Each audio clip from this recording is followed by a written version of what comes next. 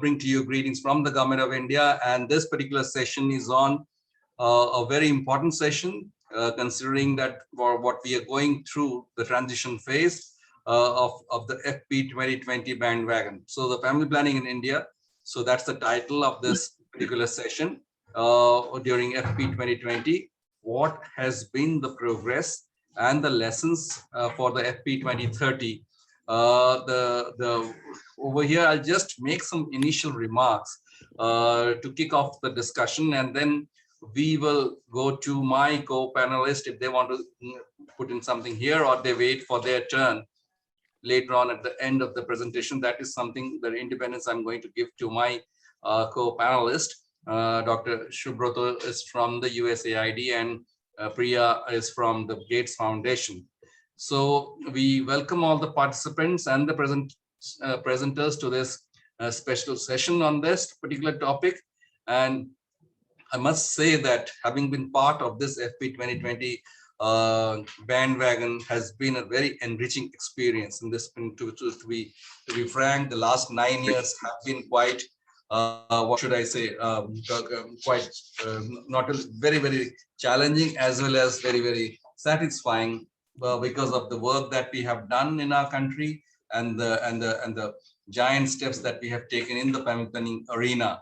So, of course, this FP 2020 came as a boost to all countries in the world, to the global community. We woke up to the revival of family planning, which had receded back to the back burners of policymakers. Also, not only committing funds, India, FP 2020 also helped, was instrumental in motivating the majority of the low and middle income countries to commit to the same, to address the issues around the SRH, maternal and child health, and expansion of the basket of contraceptive choices. And although we could not achieve all the goals that we set ourselves on at the time of FP 2020, there was about 120 million users we are supposed to be reaching by 2020. We are actually pretty short of that number, but having gone through the process, we have realized that probably that number was extraordinarily ambitious and probably could not have been really achieved at any cost. Having said that, I think countries have moved ahead and things are now falling into place. So these are certain initial hiccups that we had, but this FP20 has given us a platform which to really build our future strategies. And I believe that the ongoing decade would see an exponential growth in the services struggling to recover as we are in this from this prevailing pandemic.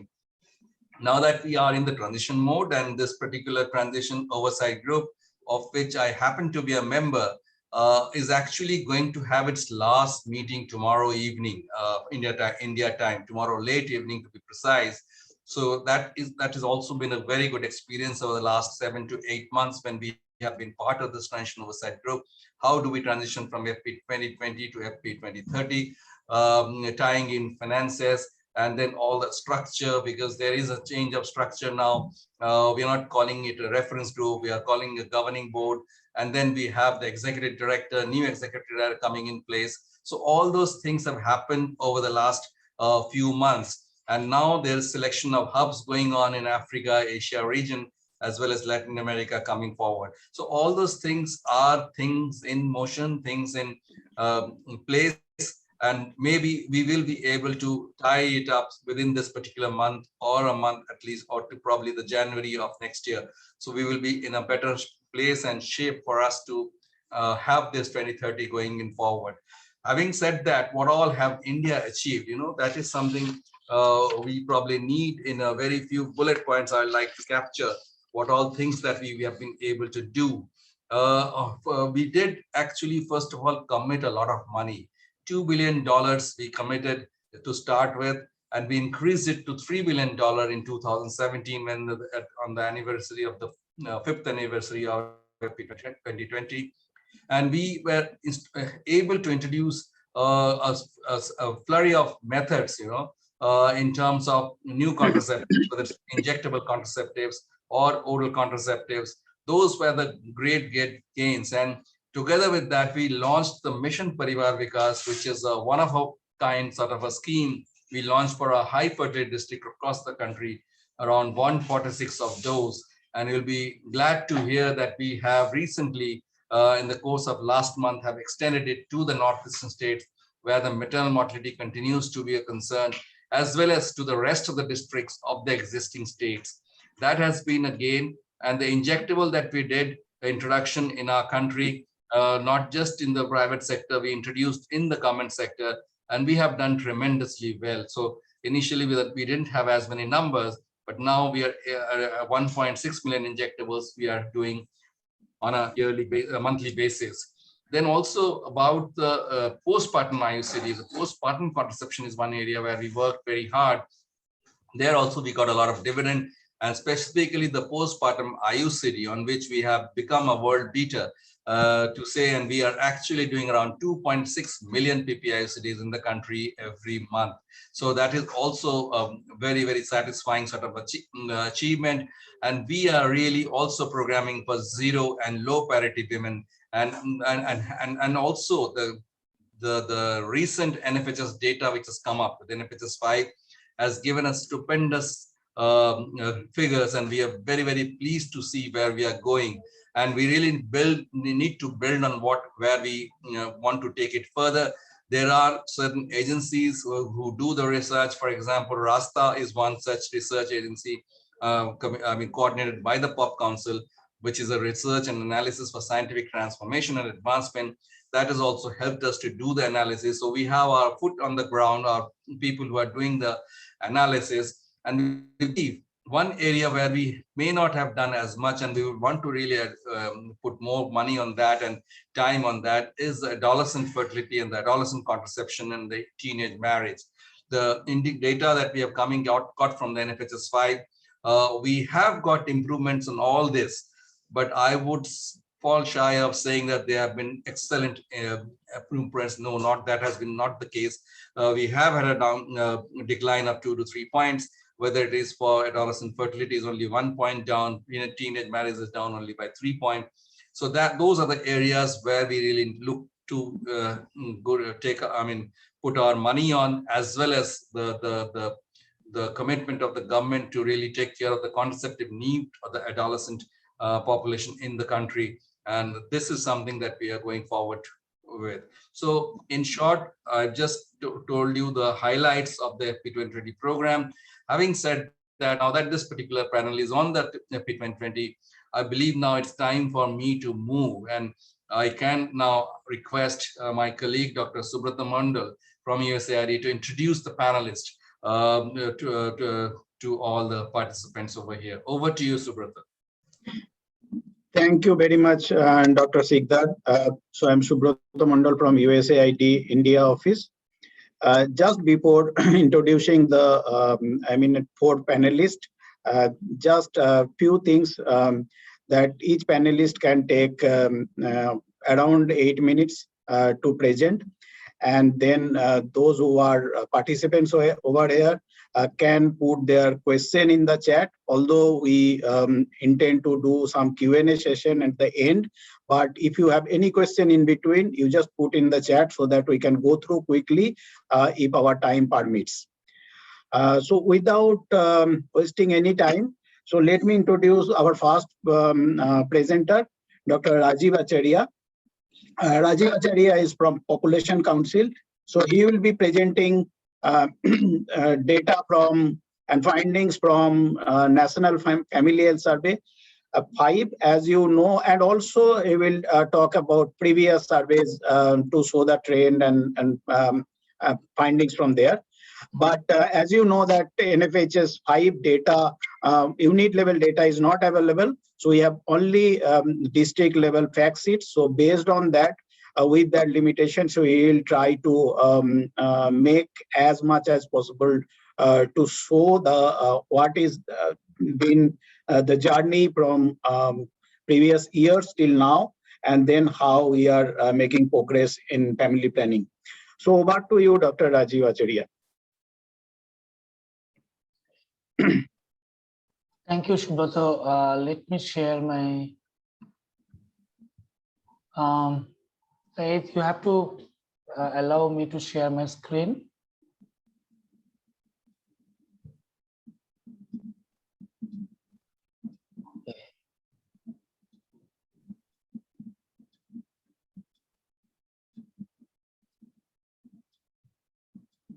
I hope you can see my screen now. So, as Subhato said, and Dr. Sigdar has already mentioned the kind of progress that we have made during the era of FP 2020.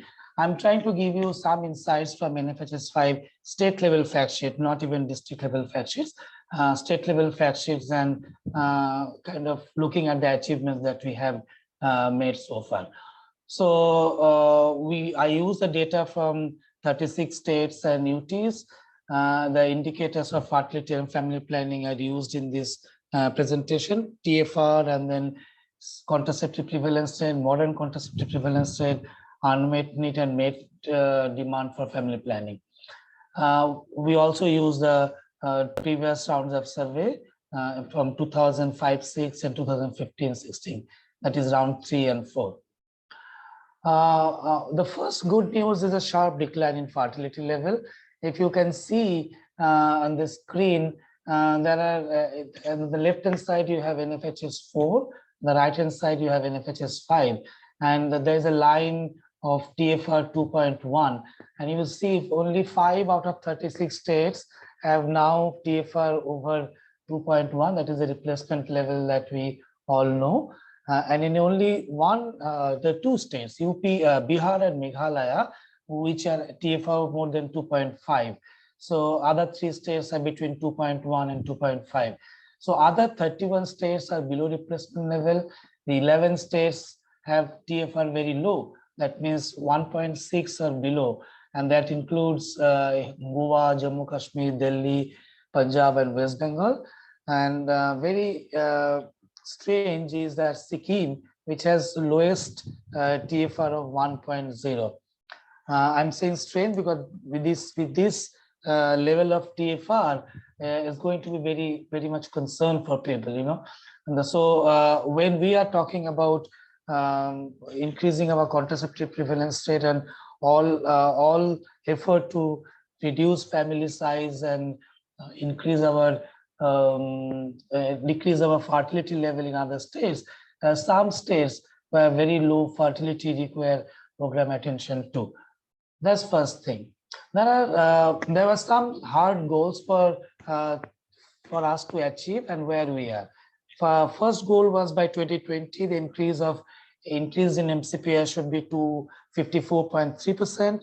We have achieved that. In NFHS 5 shows that MCPS now stands at 56.5. By 2020, our met demand for family planning should be 74. We just achieved that. It stands now at 74.2. As Dr. Sigdar also mentioned that that additional 48 million and additional users by 2020 was probably not the right number, but what we have achieved so far, that numbers have come out. Based on NFHS data, the estimation is in progress, and we'll soon know from 2012 how many additional users we have added. However, there are other few important things that FP 2020 mandated us to achieve, for which we don't have data. For example, what gains we have made in terms of rights of women and girls to decide freely and for themselves whether, where, and how many children they want to have. We need unit level data for getting information on that. If you look at the current level of use and the change, this shows, and many other slides later on will show 4 shades. Very light green shades has improved by up to 5 percentage point, and then somewhere in between is 5 to 10 percentage points. And if it is improved more than 10 percentage points, then it is dark green. If it is red, then it's not improved or became worse between the 2 surveys. And if you see whether we had very high achievement in terms of in some states like Bihar, Goa, Gujarat, Himachal Pradesh, Karnataka. We also have in many states, increase in traditional method. Increase in MCPR by 9% was driven by increase in modern spacing methods, which is increased by 6%. specifically condom by 4% and a range of states between 0 to 10% increase in condom use, with the exception of Goa, which shows an increase of 16%. Otherwise, the new methods, injectable increased 3/4, although that still accounts for less than 1%. Sterilization increased by only 2%. No change in male sterilization happened. And as you see on the right-hand side column, a substantial use in traditional method, and the change is very high in some places. Looking at this, we also saw in last NFHS, there are 17 states or UTs that show decline in use of modern method. That started people think why it is so. In the last 5 years, most of the states and UTs experience an increase, except for 4 of them. But this huge increase, if you see on the right-hand side, the annual rate of change, in the red are those which are over 3% or over, and then there are some between 1 and 2%, and then the lower part is less than 1%. Per year, more than 2% increase is a very high increase, and that could be, of course, because of intensive program efforts, but also can be because of data error either in the previous round or the current round of survey, which needs to be inquired thoroughly. What is happening with the contraceptive method mix? There are favorable shift towards reversible method of contraception, such as condoms, pills, IUCD injectables are more so, as Dr. Sigdar talked about PP IUCD every month, how many PP IUCDs we are adding, which is very impressive. But however, these things are more so in the northeast and eastern states than in southern states, which are still depending more on terminal methods. Traditional method is also on the rise, which may be a cause of concern for some. Some see that also as an opportunity. We have a presentation on this in UP at the end of this in this session. Going to the unmet need has declined over the surveys, between the surveys, and this is by 4%. And half of these were for the modern spacing method, 1.8%, 1.9% due to modern spacing method. However, there are still high unmet need in at least 14 states, which is over 10% or over the national average. More than 5% unmet need of a spacing also in many states for spacing. So that needs specific program attention. This is about the demand satisfaction by modern methods, which is in comparison to the previous round of survey. Most states now show 75% demand satisfaction. If you see the line, dotted line, where 75% satisfied, now more states are within that range, and less number of states now below 50%, which is the below part of the graph. Now only 3 state and UTs, Lakshadweep, Meghalaya, and Manipur, have less than 50% demand satisfaction by modern methods. At the all India level, it is 75.2%, increased by 2% from the last time. If we go by states which have less than 75% demand satisfaction, there's a considerable increase in traditional method use in these states. Also, these states are heading towards a better method mix. 14 out of 22 states contribution of sterilization is less than 50%, and the others are all spacing methods. If you are looking at the other side, that is the states with more than 75% demand satisfied, you can see that most of them are very highly depending on the sterilization, and then there is some change in the method mix, but in the southern states there is absolutely no change in the method mix. If you look at the current, so all these good achievements are backed by the program, and if you look at the program coverage and the change from the last time, you can see that there is a positive side of story. There's a increase in program coverage. That is our FLWs, field level workers, reaching out to the non-users for family planning, and those who are users, they are also getting better and better quality of care. More people are now being told about side effects. Of course, there are few states where there is no change or some negative change we observe, and those are definitely program should look into. These are the change in program in terms of where you have the states and state map. But what has changed among the key factors that are determine a change in MCPR? You know, there are many things except for the program. There are many other things that help increase MCPR. And for example, schooling, child marriage, adolescent childbearing, ANC, the whole maternal and child health care indicators that have positive impact on MCPR. There is increase, better situation in most of the states, but there are some concerns also. Fewer states have negative change, but there are substantial numbers of districts or within selected states that saw negative change. So we need to look deeply into those two. The one that Dr.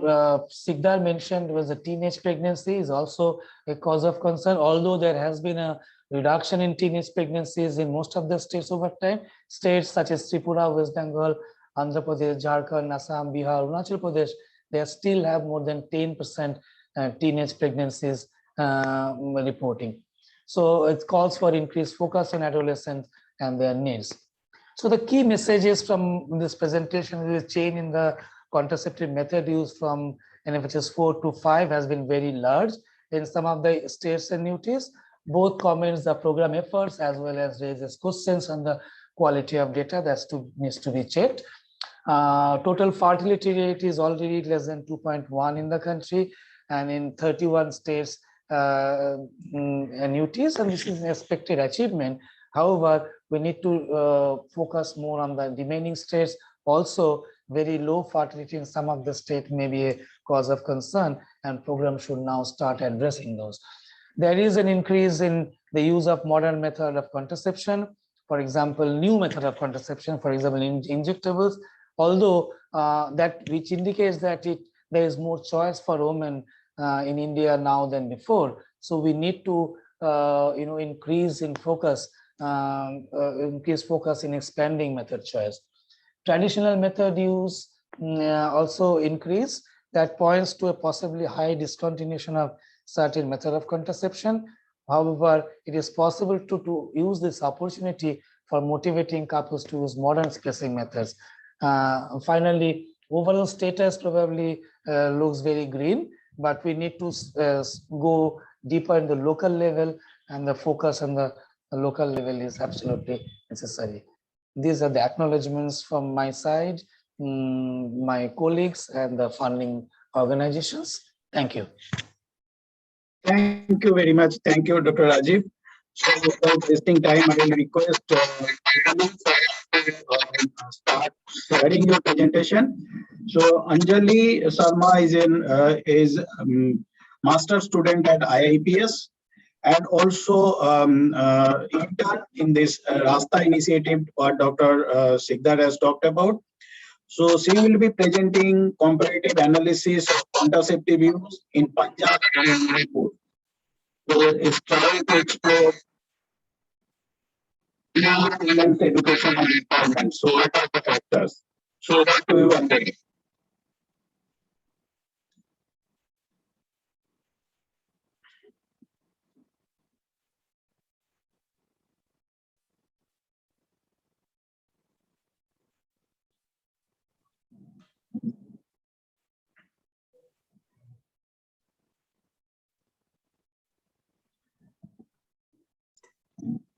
Can't hear you, Anjali. You're not audible.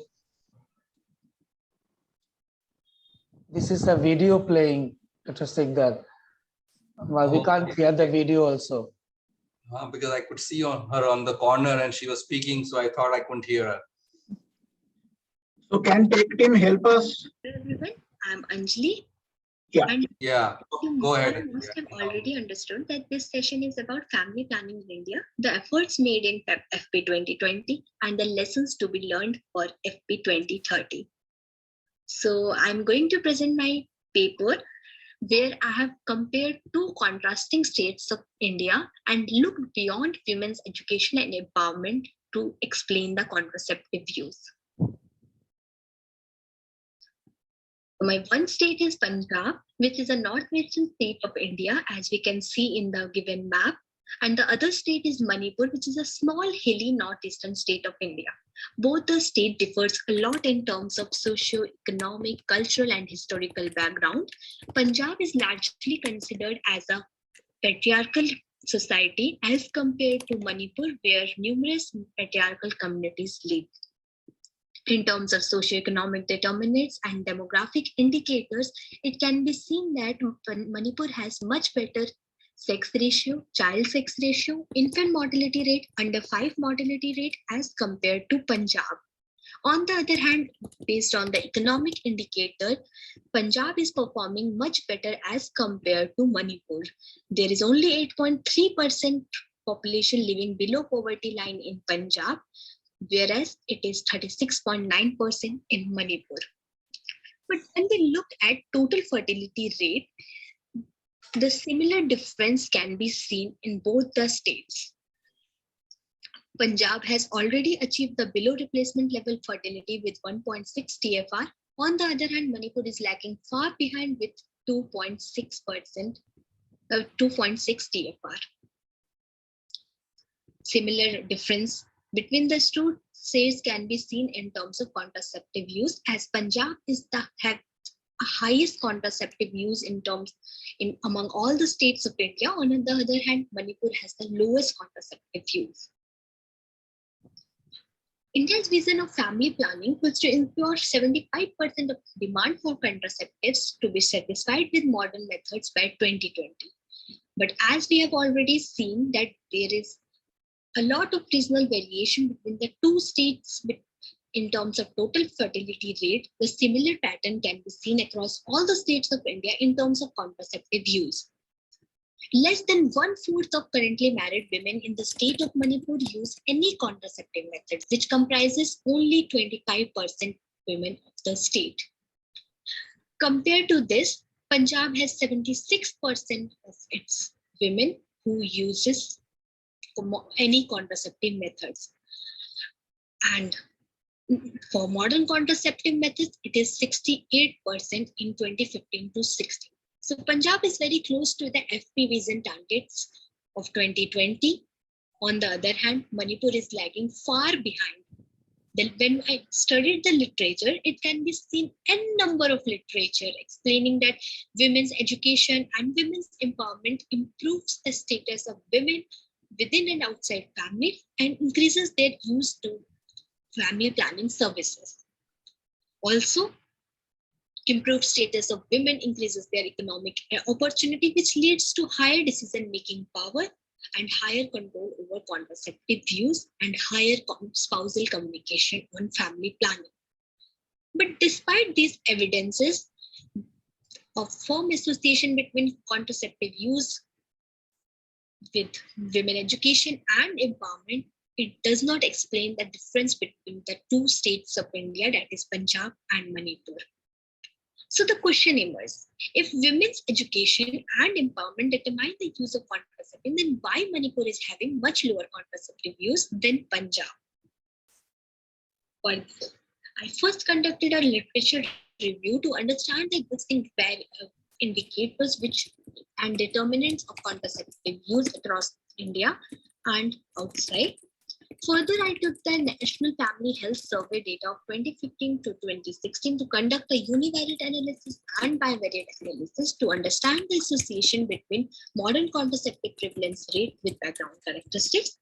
Further, I have conducted binary logistic regression to examine the effect of determinants on modern contraceptive prevalence rate. Here I have taken two models. First model is unadjusted, where two independent variable is taken. First is women's education and the other one is women's empowerment index in using principal component analysis.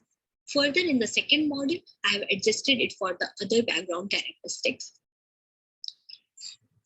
And lastly, I conducted a bivariate and Pearson correlation analysis to understand the programmatic factors with association with modern contraceptive prevalence rate. So if we look at the sample distribution of the two states, it's more or less similar in terms of education and empowerment index.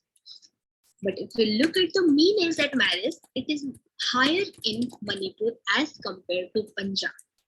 Mean age at marriage is usually an indicator that if the age at marriage of women increases, there is more likely to have delayed pregnancy and the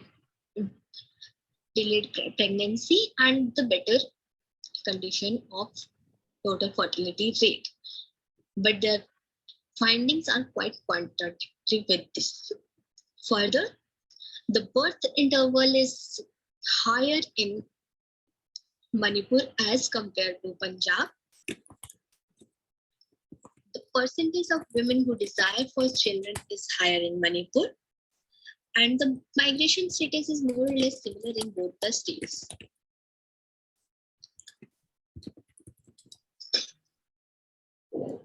Also, it has been seen that there are large number of families who have more than 3 children in Manipur. Almost 40% of women have 3+ children.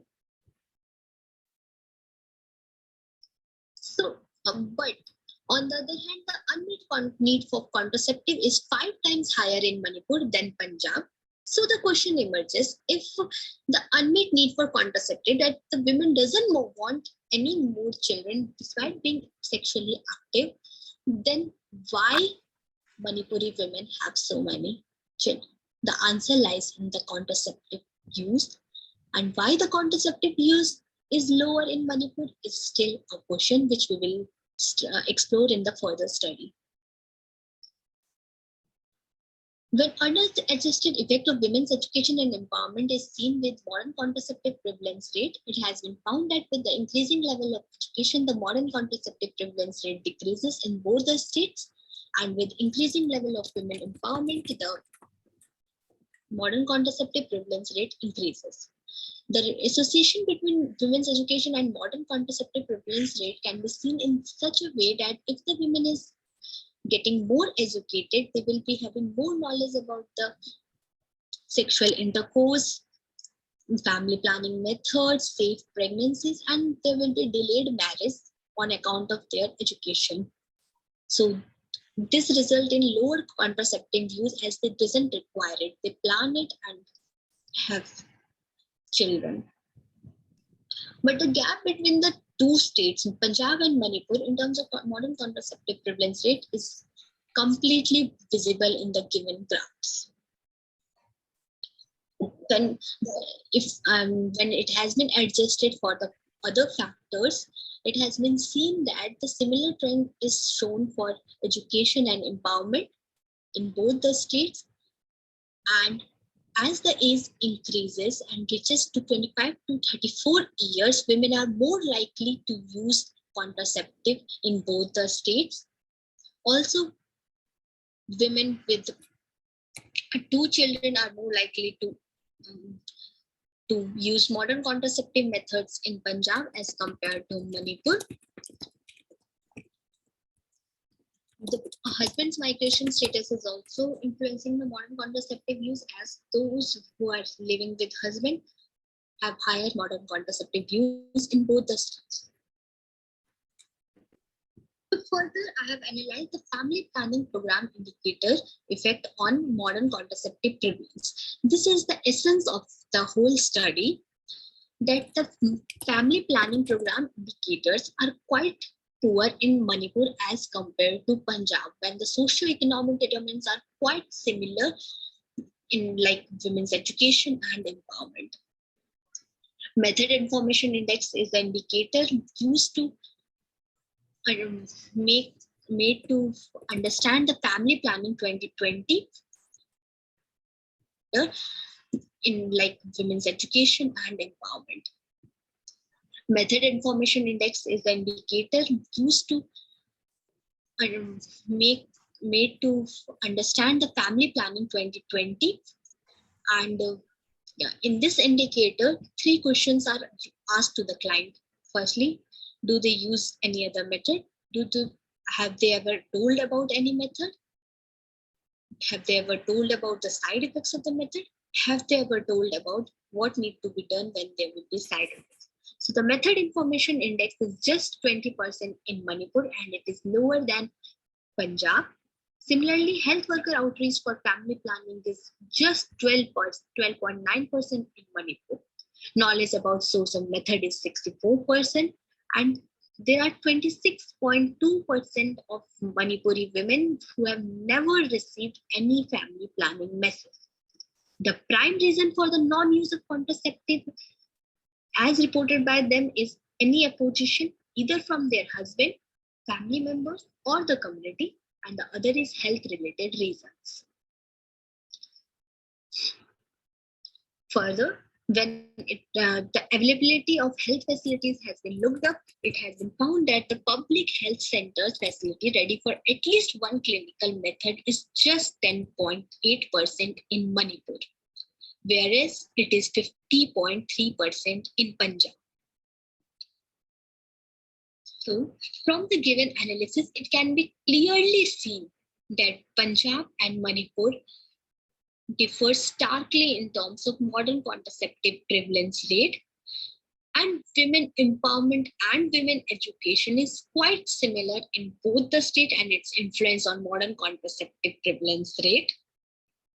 On the other hand, when the coverage of family planning health program is seen, it has been found that it is much lower in Manipur as compared to Punjab. The implications of study is for the Family Planning 2030 is in such a way that there is a need to improve family planning program coverage indicator in states like Manipur, where the contraceptive use is very low as compared to other states. Here, client health worker interaction, information provision, healthcare facilities for provision of family planning services need to be encouraged. Further, there is scope to understand the socio-cultural norms of the 2 states which have increased the contraceptives use in Punjab but not in Manipur in future. This will definitely update the use of contraceptive in Manipur if it will be followed in Family Planning 2030. Thank you.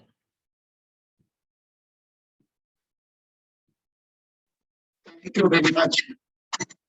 So always it's difficult when it is video, so they have stipulated time. So without wasting any time, our next presenter is Ijaya Singh. Ijaya Singh is a master student at Achyuta Menon Center for Health Science Studies at Sri Chitta Tirunal Institute for Medical Science and Technology. She is also interned with Rasta Initiative. So she will be presenting contraception for married adolescents in India, insights from National Family Health Survey for round 4. Over to you,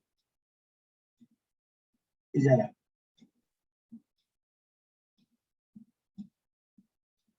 Hello everyone, my name is Ijaya Singh. Today I'll be presenting my paper on contraception for married adolescents 15 to 19 years in India, insights from National Family Health Survey 4. This study I have done as part of Rasta Fellowship, which was done under Population Council of India. These are the contents for my presentation. So, India constitutes 20% of world's 1.2 billion adolescents.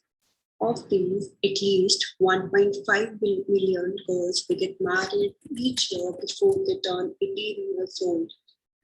9% of the girls aged 15 to 19 years in rural areas and 5% in urban areas, they have already started begin childbearing. So this is an area of concern. The objective of my study were to assess the prevalence of modern contraceptives among married adolescents. Second is to determine its association with socio-demographic variables such as education, place of residence, wealth, health workers outreach, and media exposure to family planning messages in India. So why 15 to years old married adolescents? As you see in this line graph, the use of modern contraceptive is very less in 15 to 19 years old adolescent married women. So in NFHS4 data, there were only 10% of married adolescents who were using modern contraceptives. So for my study, I used National Family Health Survey data set, out of which total women were 6,99,686, and out of these women, adolescents were 1,24,878. So married adolescents, they were 16,684. I wanted to consider the one who were using modern contraceptive during that time, so I excluded the pregnant women. So the sample for my study was 13,232. Key findings. So if you see, there were various methods of modern contraceptives. So the female sterilization, if you see the trend from NFHS1 to NFHS4, it has increased from NFHS1 to 2, but there is a decrease in use of female sterilization modern contraceptive method. It has decreased.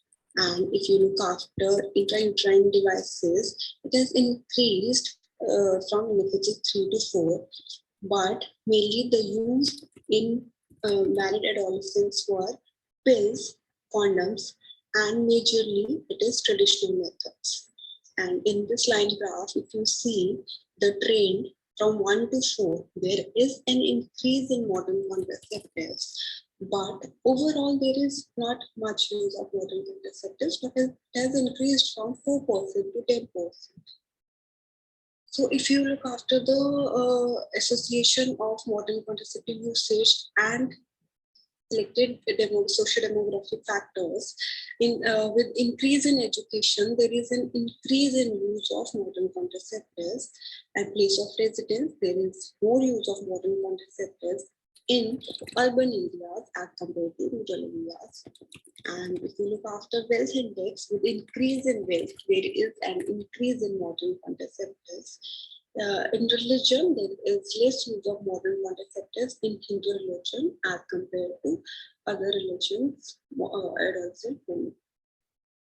Women who are uniparents, they are having one kid, so they have more use of modern contraceptives, that is 73% as compared to the one who don't have any kid after marriage.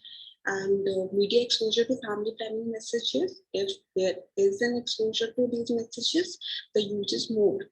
And if you look after healthcare workers contact, if they have contacted the married adolescent in past 3 months, there is more use of modern contraceptives. And if they have contacted and they discussed family planning messages with them, then there is a visible increase in modern contraceptives, that is 75%. So if we look after total percent of women who got exposure to media is 55.7 during NFHS4.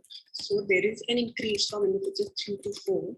And same you can see an increase of contact with healthcare worker and the healthcare worker who met these adolescent married women and discussed family planning messages. But if you see the total number who met healthcare workers and discussed family planning messages in 3 months, they were very less during NFHS4, that was 13.7%. And unmet need of family planning among married adolescents, there was no change seen from NFHS2 to 3, but from 3 to 4, there is decrease in unmet need of family planning among adolescents.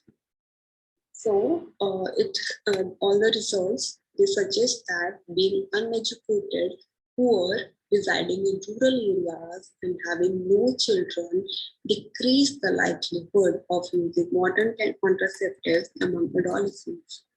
And as we saw, the increase from NFHS 1 to 4, there is an increase from 4% to 10%, but there is a slow pace of progression in contraceptive use among married adolescents in the country. Majority of adolescents rely either on traditional methods or condoms, both of which have high failure rates. Present study found a positive association between contact with healthcare workers and use of modern contraceptive methods.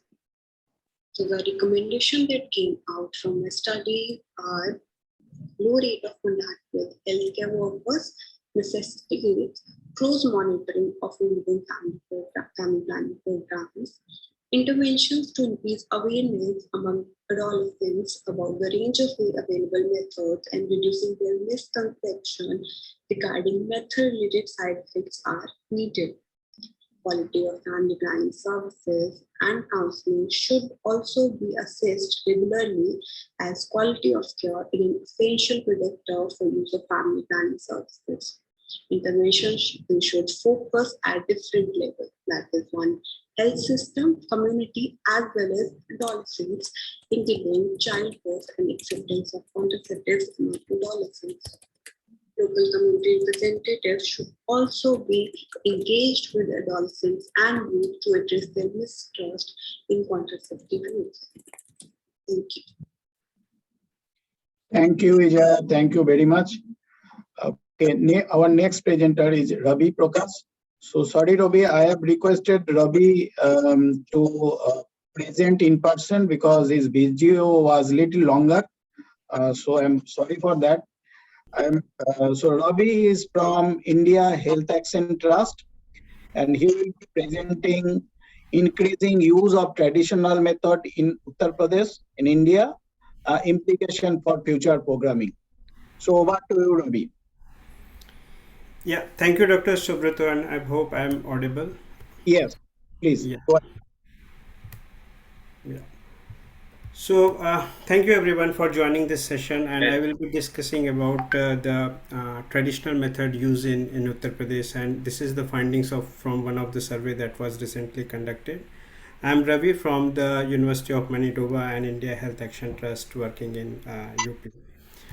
So, I would say that some of the things which Dr. Sigda said in the opening remarks in terms of the aspirational goals of FP 2020 and what the progress has been made. I'm not going to repeat that, but certainly it is important to see, based on the recent results, that the aim of enabling 120 million additional women by 2020 and India's contribution to 48 million additional users were something emphasized, but we could not make enough progress on that front.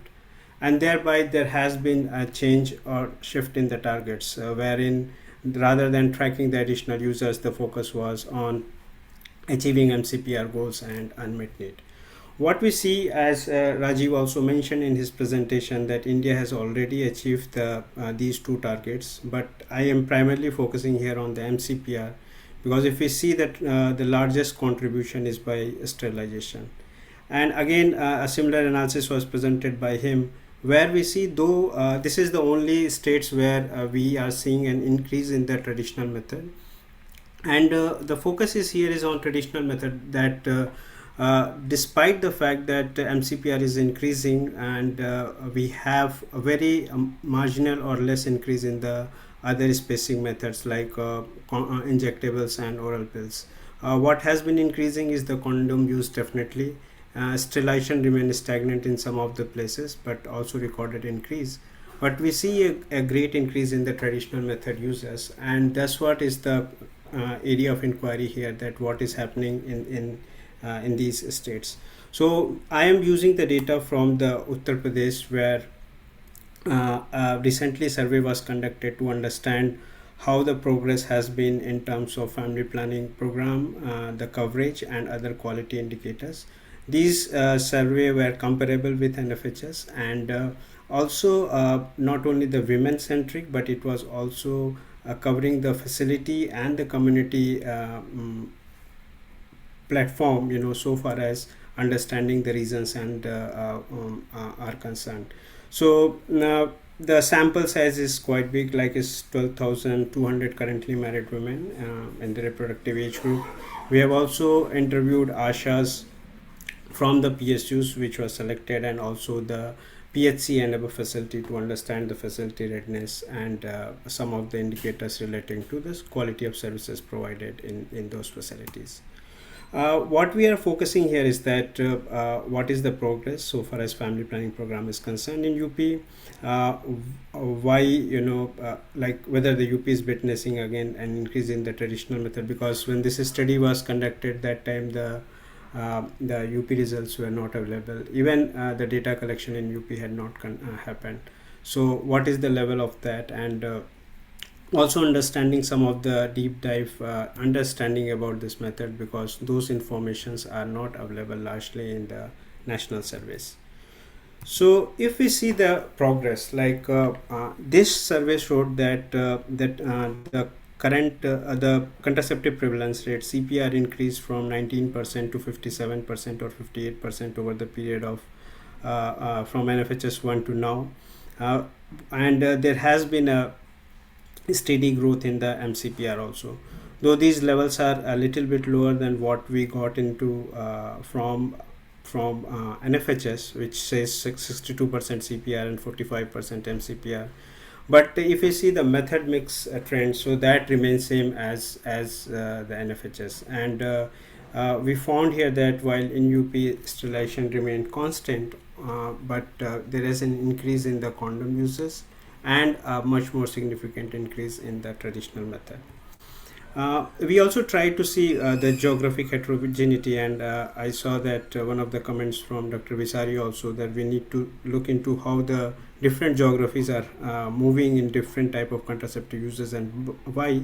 So we found that of 18 divisions in UP, like there are 6 divisions where we see that MCPR has got down, and again surprisingly these divisions were those where these are basically western divisions where we anticipate a better change.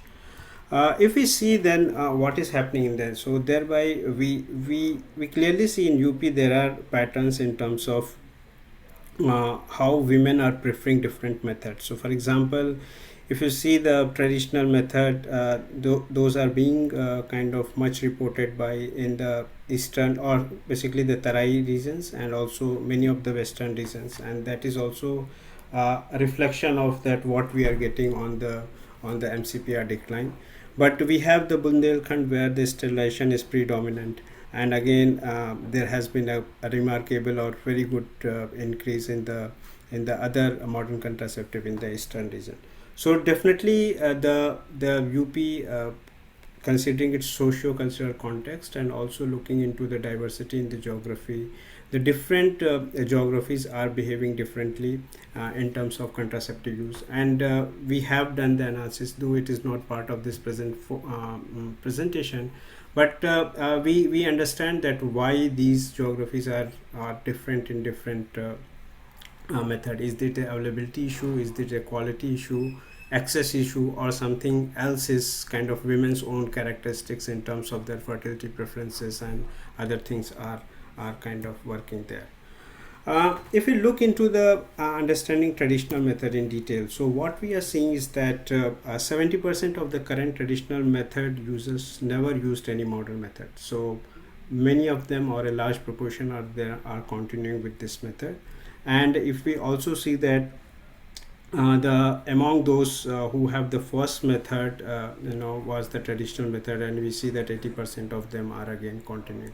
So what both the things are showing is that a set of people who are consistently continuing, whereas there are a group of people who have started with the other method but they also came to the traditional method by the time survey was done. So do they vary by characteristics? And if we see that doesn't appear to be case here, because irrespective of the age, parity, education, and at least religion, what we see, they are kind of there across all the groups. So that means these individual characteristics are the socio-demographic characteristics, are are not playing a much role there. So then we try to see that over the last 3 years, like we have those calendar data, what is the consistency? And if you see that there are 55% of the women, they were the consistent traditional method users, whereas there has been a shift for the remaining. Those shift has been like they started from the traditional, they were in between either pregnant or they were not using something, and they came back to the traditional method. So that makes another 13%.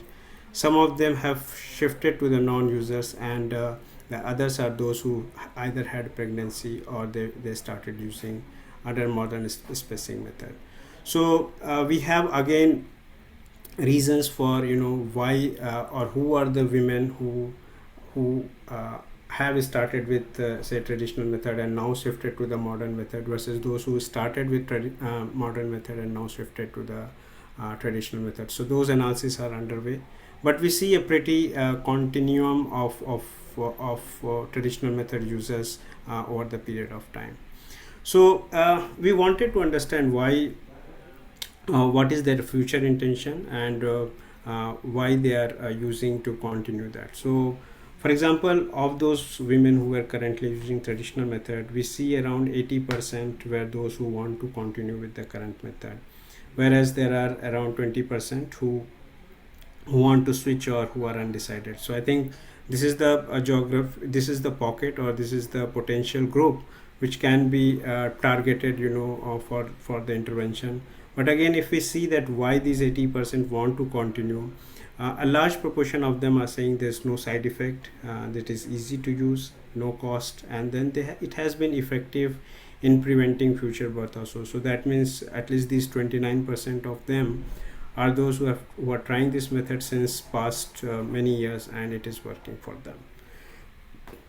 The other thing what we try to understand, that is the knowledge which is a barrier for these women to use the traditional method. So we didn't find so, because at least 50% of the traditional method has women had a correct knowledge about when to have sex, what is the safe period, kind of thing. Also what we see is that a considerably good amount of women have a knowledge about the other modern method. Like for example, 81% were at least had correct knowledge about condom, half of them had correct knowledge about the IUCD, and almost 1/5 of them had a knowledge about the pills and the injectables. So the knowledge is not a matter due to which they are using traditional method. However, we also found an important aspect is that despite of having knowledge, they have concerns about the method. So for example, we see that 51% of women, they reported that they have concerns about IUCD, and that's why they are not using the method. And again, those concerns are kind of detailed out in the study. But if we see overall level, it looks like these knowledge are mostly given one-sided in terms of what these methods are, where it is available and so, but not so discussed much about what are the pros and cons of these methods, and thereby kind of eliminating the myths that they might have. So maybe then an effective counseling can be a better approach to not only inform them about the method, but also clearing their myths about the kind of doubts about the method, and thereby reducing the concerns. What we also see is that whether this traditional method is also linked to the unwanted pregnancy and abortion, because that has been always talked about so far as program is concerned, and efficacy of this method.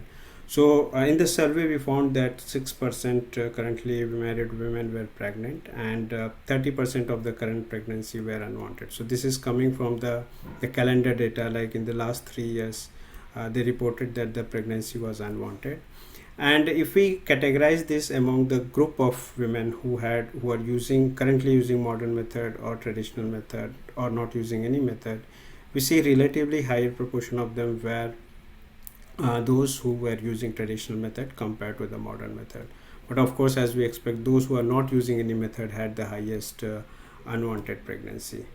Similarly, if we see the abortion, so what we see is that the pre-abortion contraceptive use, again we use the calendar data here rather than using the current data. So what we try to see that whenever there was a abortion reported, what was the previous method used. And what we found is that in the 29% of the cases, the method which was women currently at that point in time was using was the traditional method. But again, there is a kind of substantial amount of method failure for the modern method also, and we see that 21% of those who had an abortion last 3 years were using the modern method before the abortion. What are the main reasons of abortion? Of course, the unplanned pregnancy, which comes as the major one, but the last child was too young, so that is again part of unplanned pregnancy, and health didn't permit, or there were other complications due to which they had abortion. So again, this implies that in many situations, if women are going for the traditional method, there is a possibility that they are landing up with the unplanned pregnancy and thereby having the abortion as a method to avoid those pregnancy. How is the Can you abortion? speed up? Yeah, I have just last slide this one. So if we see the abortion care practices again, this is known that a lot, maybe like 2/3 are driven by the self-medication. And even if we see that why they want to do it, like why they're or what is the factor behind going for the self-medicated abortion, again it is that it doesn't require going to the facility, or it is available. So easy accessibility or availability of the pills have led to that. So just to end with, like we are seeing a high level of traditional method use in UP and also in the other setting. So it requires a definite separate attention. One from the perspective of that, even if considering the intention, if large proportion of women are willing to continue with that method, we should look for ensuring that they are aware about the efficacy of the method, the drawbacks and other thing. And even if this is a matter of choice for them, or this is a very kind of very effective method for them, but then we should also reach out to them about what that effectiveness means. So I think more counseling to them is important. Also, while there is a preference, we should continue to offer them the basket of modern method, so that at any moment if they want to switch, they can switch with those methods. Also, what I want to here say, like since this session is also about what has been seen in 2020 and what we are looking for the 2030, there is again these insights of the traditional method, and also increasing use of traditional method has to be kind of considered while we are estimating the future demand, and also thereby whatever target setting that is going to happen or is being happen, that we need to see that it is achievable. So I will stop here. I will thank the government for giving the permission to do this study, and also the consortium partners and my co-authors to help on this. Thank you. Thank you, Dr. Ravi. Thank you very much. So this ends our 4 presentation from this panel.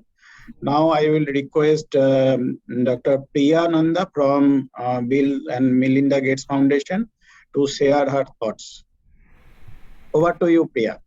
Okay, thanks. I think this was such a terrific panel. I'm so proud of the work that has been presented here today. Thank you, everybody.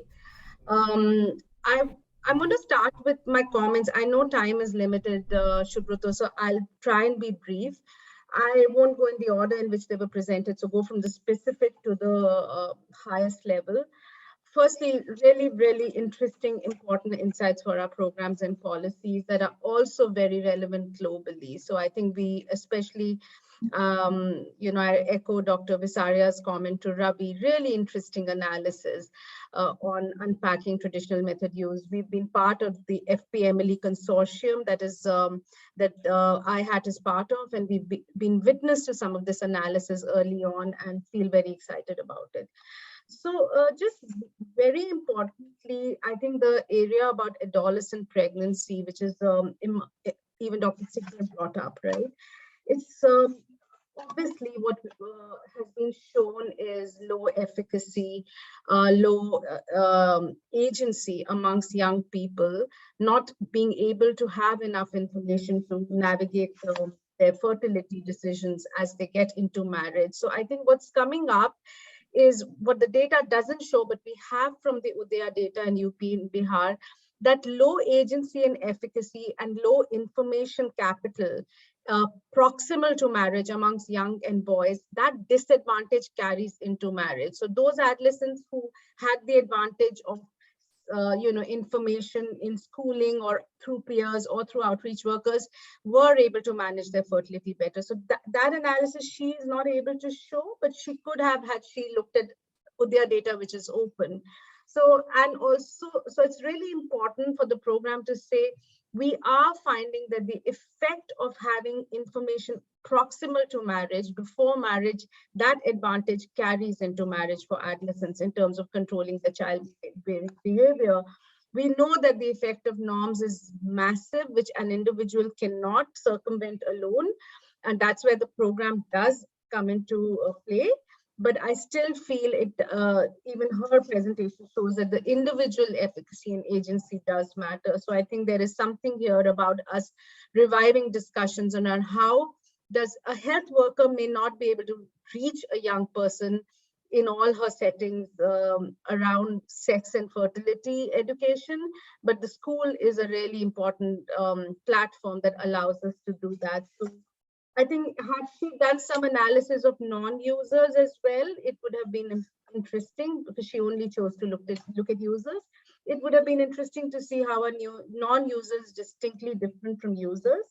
However, I think it's still very important, the issues she's brought up. And I would encourage her to look at the additional data that is available for deepening that analysis, which is important. One of the important things that other data has shown is that adolescent childbearing has a huge social and economic and health cost.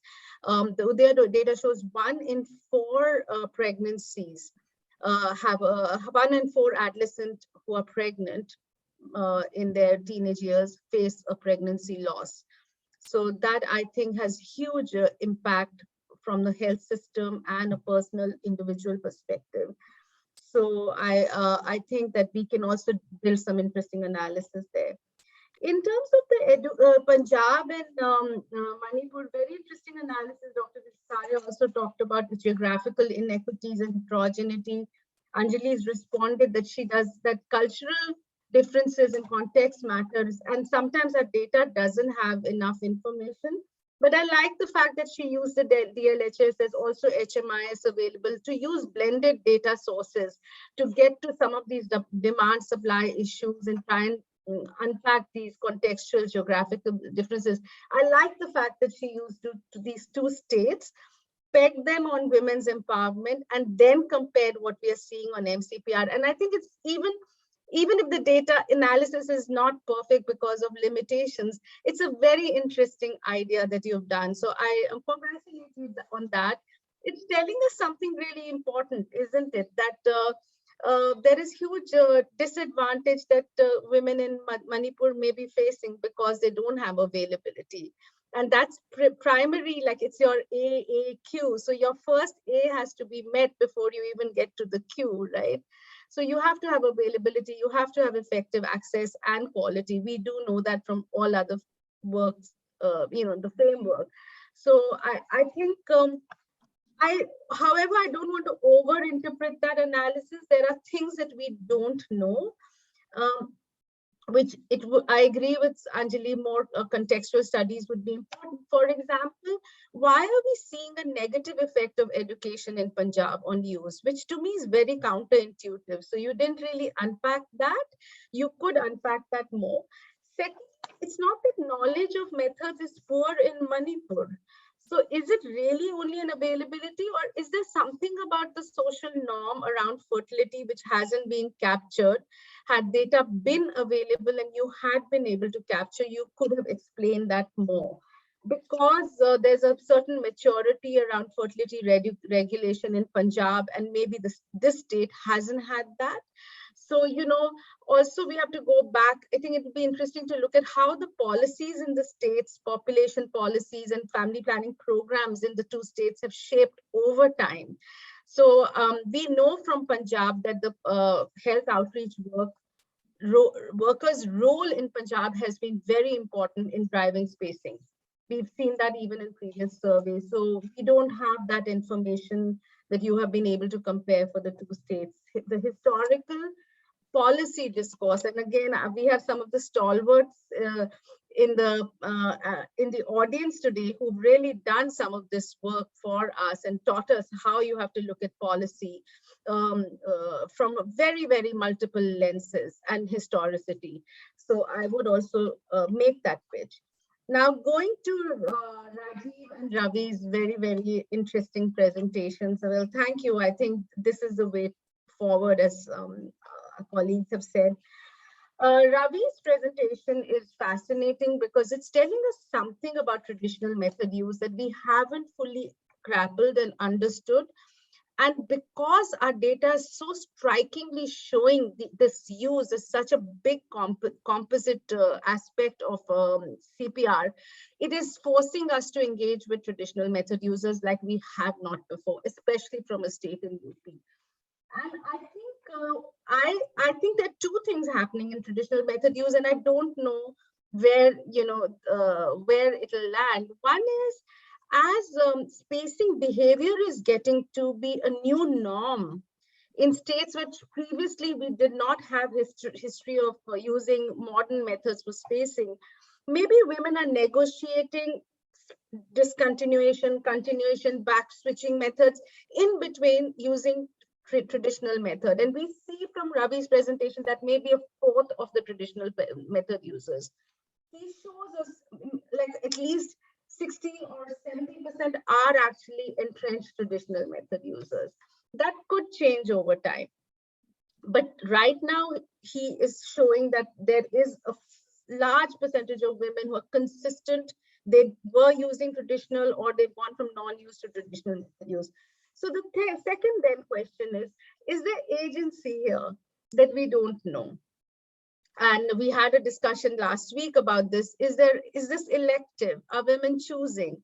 What do then we understand choice in the context of traditional method use? Should we be redefining how we measure choice and agency for women? And does traditional method use, especially because he's also showing that 50% of the women actually know about their ovulation cycle.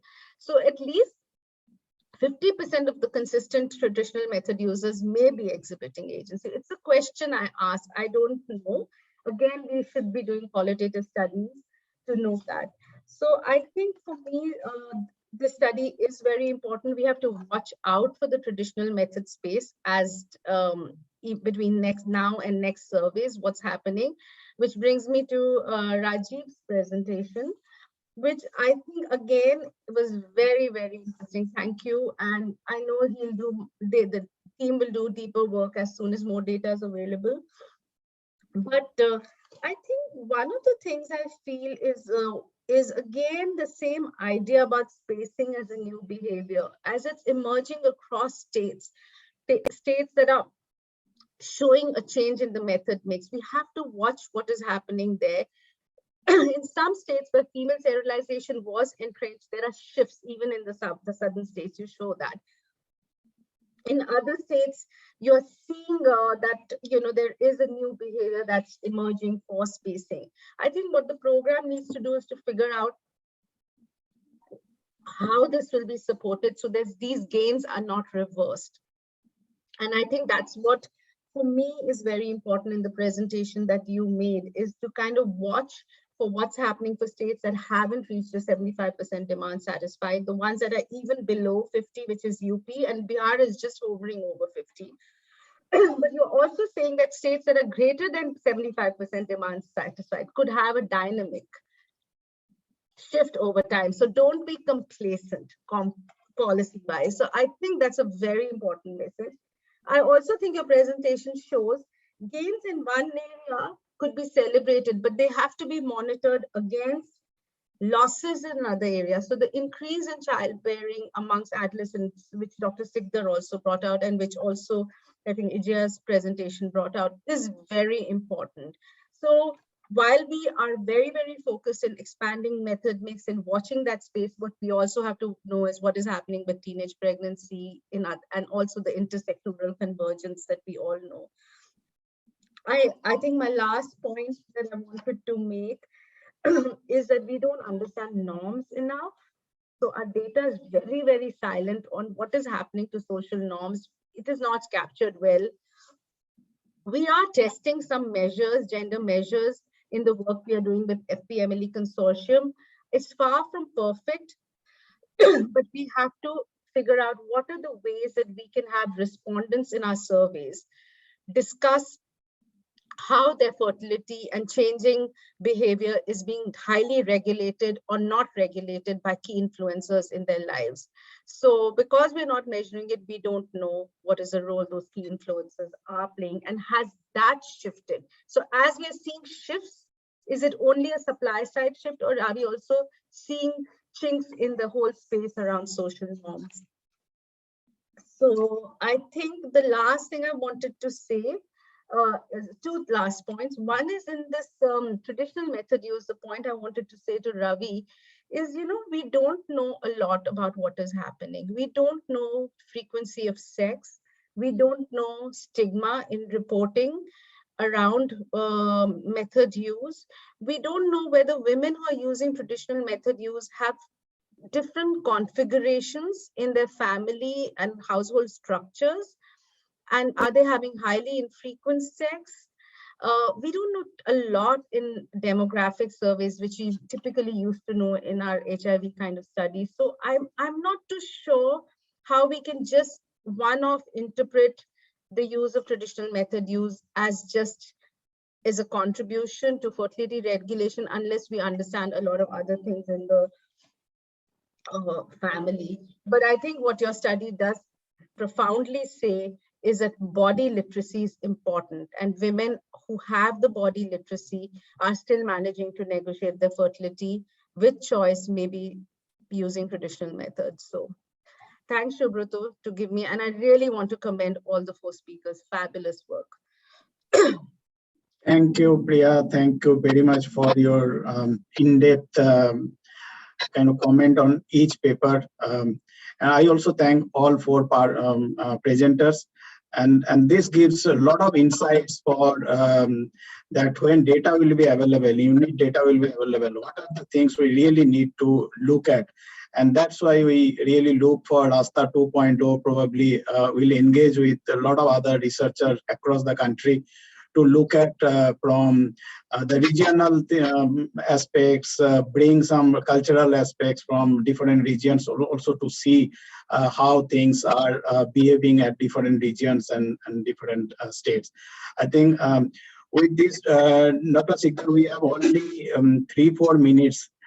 Do you have any time to go for any question, or I think I will hand over to you to decide. And also, we want to hear a few last words from you before we conclude the session.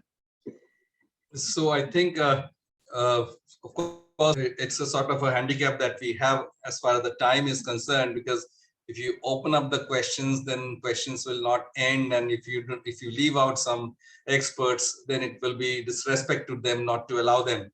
So in the interest of time and interest of this particular session, I think the Priya has actually come out with all the findings and all the comments, I think, and commending Priya for doing my job a little bit. And because coming from a demographer's point of view, that was much more incisive than I could have done. And also the list of experts that they are here, please bide with us, because maybe we will not be able to go to the points, the questions that probably you are waiting to raise. But in the meanwhile, I think we've gone through the chats, and many of you have commented on the chats and very relevant questions, and we have been able to at least partly address them. And it's just a challenge for everybody to it's not a face-to-face meeting, so it's a challenge for everybody to make other explain through the virtual mode is actually virtually impossible.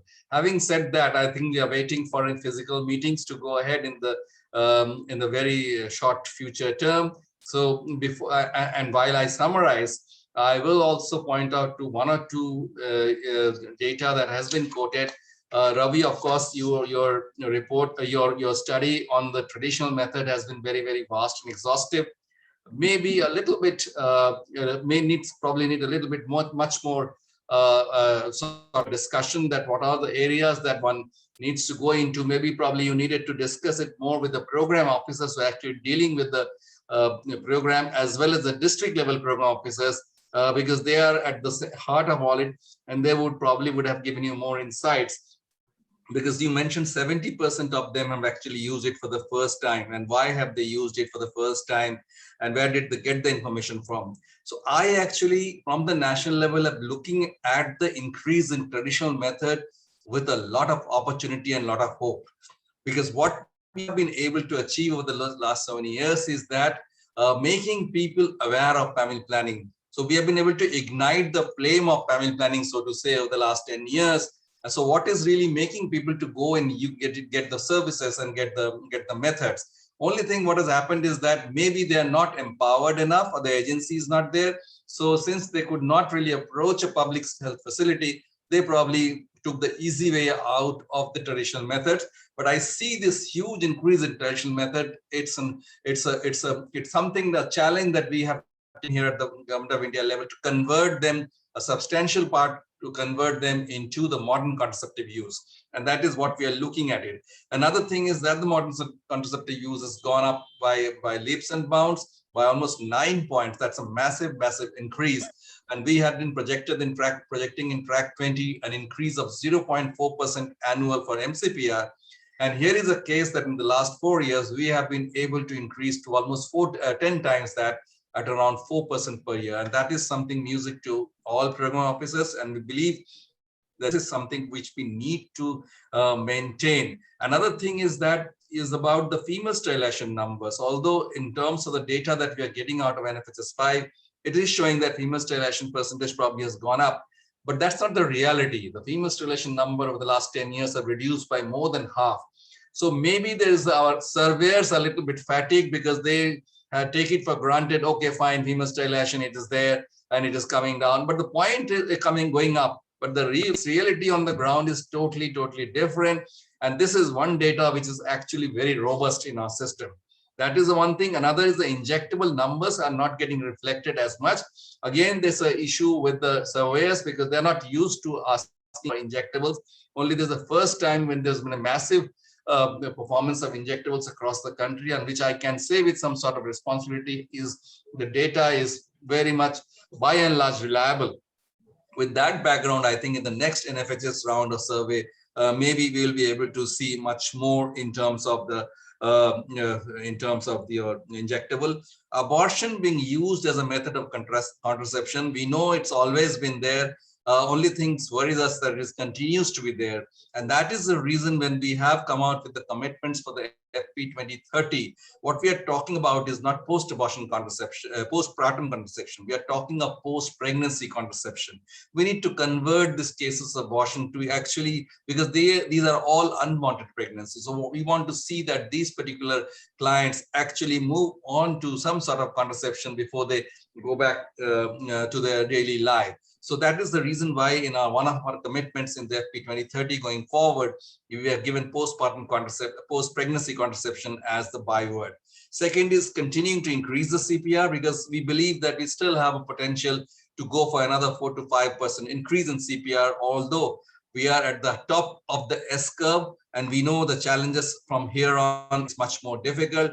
Many of the states have actually done exceedingly well. 60% plus CPR is something music to ears of most program officers of the country. But then the demand satisfied, which I believed would be crossing 80, did not happen. And why it did not happen? Because of the simple reason is that even though our contraceptive prevalence rate, modern contraceptive, increased tremendously, the traditional methods also increased exponentially. And that is what has happened, is really inflated our denominator. So our demand satisfaction is around 74. So I would have expected it to go around 20. Somehow it did not happen. So let's hope for better things next year.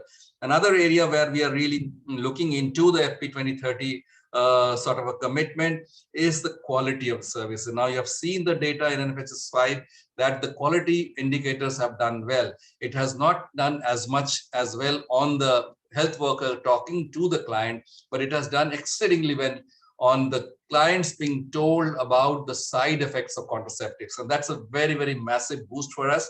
If it is 62.4, that's an exceedingly high number. And we draw a lot of energy from that this is something that we are going to now take forward. And we need to continue the SBCC and the demand generation activities. This cannot be really neglected. If we have done well, fine is it. But we believe that we still have a lot of work to do in that space. And the last one, what I'm really coming on to, is the community engagement part. And here, for example, in the state of UP, the ASHA system on the family planning arena is not as good as, say, in Odisha or Assam or Madhya Pradesh. I have seen the field realities. The ASHAs are not able to percolate the knowledge. That could be one of the reasons why the traditional method increase in UP has gone up so high. So the ASHA system through the community as well as through our ASHA workers is something that we are going to take it to the next level. And I think with these few comments, maybe it is time to close this very interesting session, unless any of you have, Subrato or Priyanka, you want to have any more word. But I believe if this is, or if it is okay for us to close this session, and thanking to all the organizers for organizing this very, very topical subject at a very topical time. Thank you very much. Back to you,